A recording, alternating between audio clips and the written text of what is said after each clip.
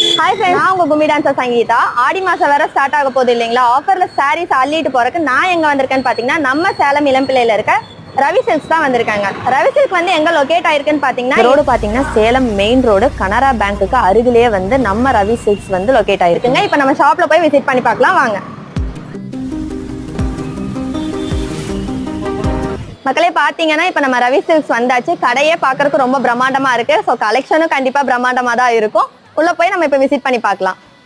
மக்களே ஷாப் எந்த அளவுக்கு பிரம்மாண்டமா இருந்துச்சோ அதே அளவுக்கு உள்ள கலெக்ஷன்ஸுமே வந்து ரொம்ப பிரம்மாண்டமா இருக்குங்க. இதை வந்து நீங்க ஜவுளி கடைன்னு சொல்றதுக்கு ஜவுளி கடல்னே சொல்லலாங்க.